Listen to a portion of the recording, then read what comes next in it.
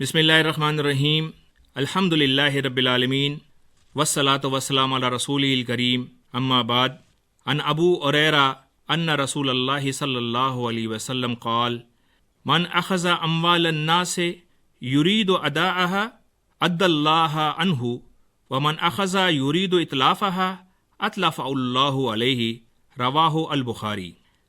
हज़रत अबू हुरैरा रज़ियल्लाहु तआला अन्हु से रिवायत है कि रसूलुल्लाह सल्लल्लाहु अलैहि वसल्लम ने फरमाया, जो लोगों का माल बतौर कर्ज ले और वो इसके अदा करने की नीयत रखता हो तो अल्लाह ताला इसकी तरफ से अदा करेगा, और जिस शख्स ने माल बतौर कर्ज लिया और अदा करने की नीयत नहीं रखता तो अल्लाह ताला इस शख्स को इसकी वजह से तबाह कर देगा।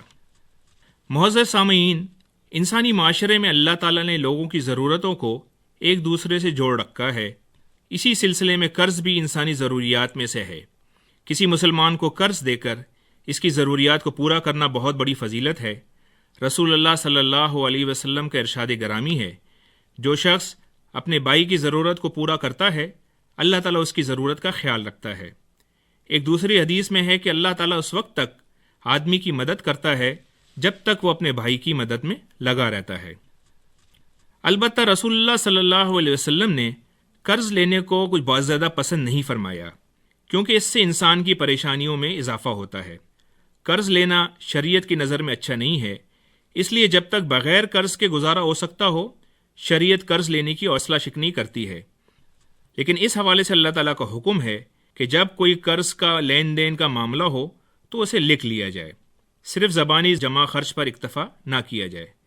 जो शख्स कर्ज लेकर बिला वजह वापस करने से टाल मटोल करता है और अदायगी के बगैर ही दुनिया से चला जाता है तो क़यामत के दिन मकरूज़ की नेकियां कर्ज देने वाले के खाते में डाल दी जाएंगी, और अगर नेकियां ना हुई तो कर्ज देने वाले की बुराइयां मकरूज़ के नामे अमाल में डाल दी जाएंगी।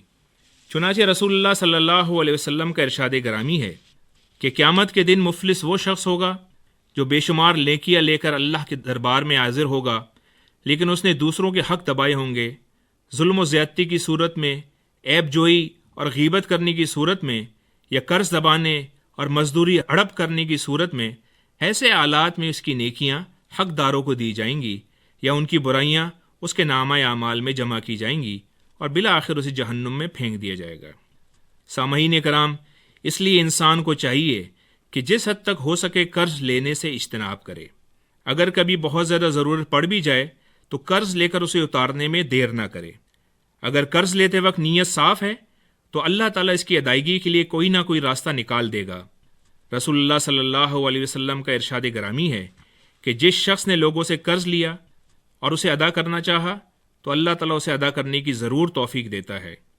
अगर कर्ज लेते वक्त नीयत ख़राब थी तो अल्लाह ताला इसके साथ इसकी नीयत के मुताबिक मामला करेगा।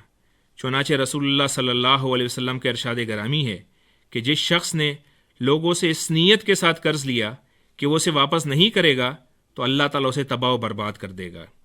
एक दूसरी हदीस मुबारका में रसूलुल्लाह सल्लल्लाहु अलैहि वसल्लम ने इरशाद फरमाया कि जो शख्स किसी से कर्ज लेता है और अल्लाह खूब जानता है कि वह अदा नहीं करना चाहता, वो अल्लाह के नाम पर उसे धोखा देता है और बातिल तरीके से इसके माल को अपने लिए हलाल समझता है, ऐसा आदमी जब अल्लाह के हुजूर पेश होगा तो उसकी हैसियत चोर की सी होगी। अगर मुतय्यन वक्त पर कर्ज की अदायगी मुमकिन नहीं है तो इसके लिए ज़रूरी है कि अल्लाह ताला का खौफ रखते हुए कर्ज देने वाले से कर्ज की अदायगी की तारीख से मुनासिब वक्त कबल मजीद मोहलत मांगे। मोहलत देने पर कर्ज देने वाले को अल्लाह ताला अजर अजीम अता फरमाएगा।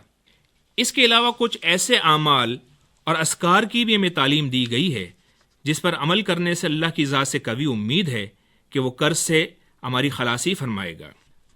कर्ज की अदायगी पर कुदरत हासिल करने के लिए सीरत रसूल सल्लल्लाहु अलैहि वसल्लम से एक बहुत ही खूबसूरत वाक़या में मिलता है। एक रोज़ आप सल्लल्लाहु अलैहि वसल्लम मस्जिद नबवी में तशरीफ़ लाए तो हज़रत अबू उमामा मस्जिद में तशरीफ़ फरमाते। आप सल्लल्लाहु अलैहि वसल्लम ने हज़रत अबू उमामा से पूछा कि नमाज के वक्त के अलावा मस्जिद में मौजूद होने की क्या वजह है। हज़रत अबू उमामा ने कहा कि गम और कर्ज़ों ने घेर रखा है। आप सल्लल्लाहु अलैहि वसल्लम ने फरमाया, क्या मैंने तुम्हें एक दुआ नहीं सिखाई कि जिसकी बरकत से अल्लाह ताला तेरे गमों को दूर करेगा और तुम्हारे कर्ज़ों की अदायगी के इंतज़ाम फरमाएगा। हज़रत अबू उमामा ने कहा, क्यों नहीं اے اللہ کے رسول، تو آپ صلی اللہ علیہ وسلم نے فرمایا، اے ابو امامہ، اس دعا کو صبح و شام پڑھا کرو۔ وہ دعا یہ ہے، اللہم انی اعوذ بک من الہم والحزن واعوذ بک من العجز والکسل واعوذ بک من الجبن والبخل واعوذ بک من غلبۃ الدین وقہر الرجال۔ حضرت ابو امامہ رضی اللہ تعالیٰ عنہ فرماتے ہیں کہ میں نے اس دعا کا اہتمام کیا تو اللہ تعالیٰ نے میرے سارے غم دور کر دیے اور تمام قرض بھی ادا ہو گیا۔ مقروض باوجود قدرت کے ٹال مٹول نہ کرے۔